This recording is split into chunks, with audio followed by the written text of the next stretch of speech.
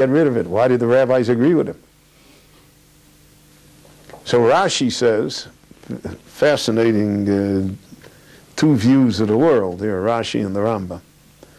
Rashi says that the reason he said to get rid of the book was because of the fact if anybody got sick, they looked up the sickness in the book and it said take 2 aspirin, or take Advil, take a penicillin, whatever. They took it and they got well, so nobody ever prayed to God to get better. No one ever enlisted God's aid, and no one ever did tshuva, no one ever repented, no one ever looked over. If a person, God forbid, becomes ill, so then the natural tendency is to look and see, well, what did I do wrong? And that can lead to self-improvement. And here, because the Sefer Refuos existed, so then people never really were troubled by these illnesses, because of the fact they could always look it up in the book and it said what the prescription was, what you did for it, and you'd be cured. So that's it.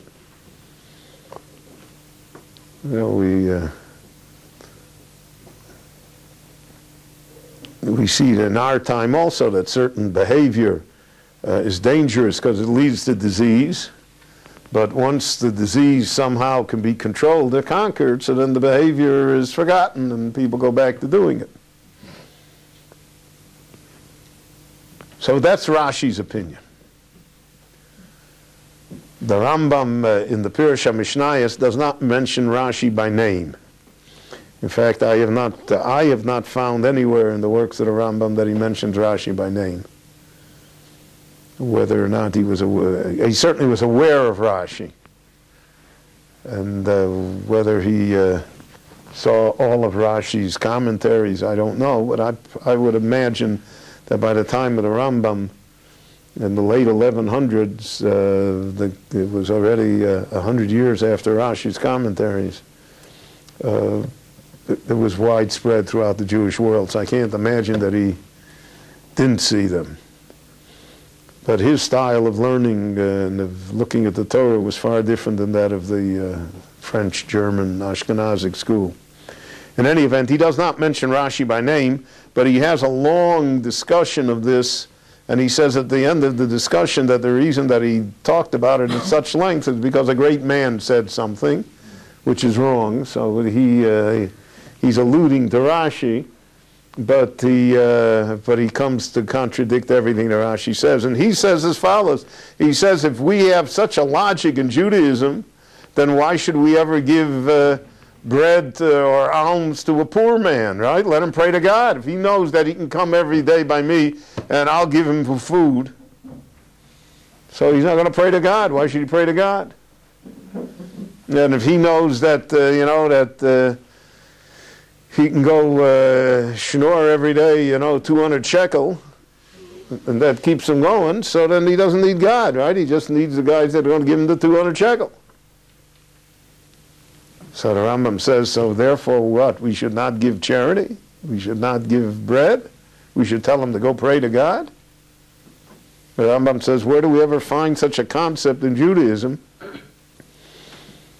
that allows us to withhold help that we could give to a human being in order that he should, so to speak, improve, that he should pray to God?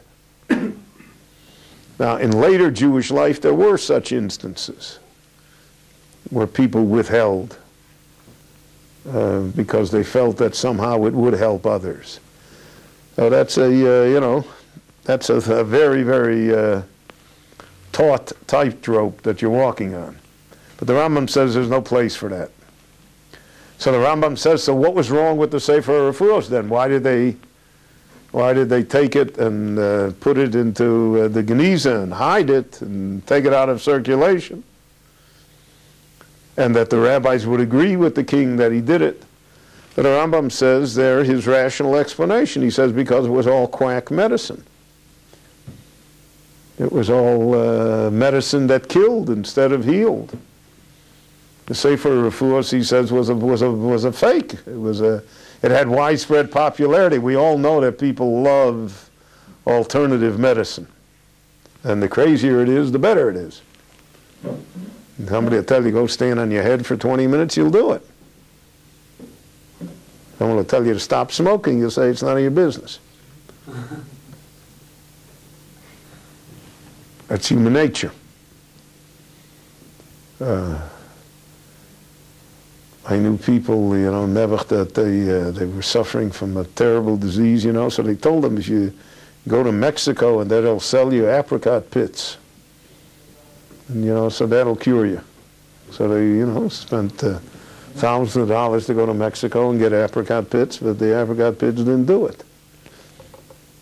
But when people are, God forbid, ill, or God forbid, in trouble, so then we all grasp at straws.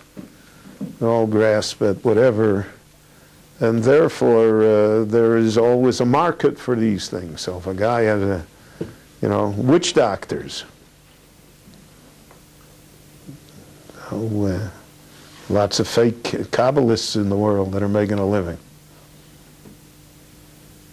Because people are always searching, and this has an exotic air to it. The Rambam says it was all baloney, it was all fake, killed. So therefore, you had to get the book out of circulation because people were believing in it. They were taking those cures, they were taking those herbs, and instead of improving, instead of becoming healthy, it only made them more ill. And then the Rambam adds that there was an element of paganism to this Sefer Refuos also, because there were gods, you know, patron gods. Once you get into paganism, there's a god for everything. The god for the Chicago Bears, though he's not working too well this year. But everybody has got, you know, so there were gods for every disease. There was a god, right? And so in the Sefer Refuos, they referred you to which god to deal with, right? So it had this element that would have, so it was a double-edged sword. It was on one hand harmful physically because of the fact that it was quack medicine. It was fake. And not only that, but it encouraged paganism amongst the Jewish people. Because of the fact that you were looking for a patron saint or a god somehow to help cure you in this manner. So the Rambam says that's why they got rid of it. So there are two absolutely contradictory views, not just contradictory as to the reason, but contradictory in Weltanschauung, and how to look at the world as to what the Mishna meant, what message the Mishna meant to convey. And this is very common in the writings of the Rambam, is that the Rambam had one view which he fundamentally rooted in Torah and said, well, that's the tradition that I have. The Rambam lists 39 generations from Sinai till his father of the tradition of Torah. Unbroken chain of 39 generations. So he says this is what Moshe Rabbeinu said on Sinai. This is his view of the world. Now, much of the Jewish world disagreed with the Rambam's view. And so it became a debate and a controversy. And that debate and controversy was not limited to the life of the Rambam. Lots of elements of it still exist in the Jewish world today, in the view towards many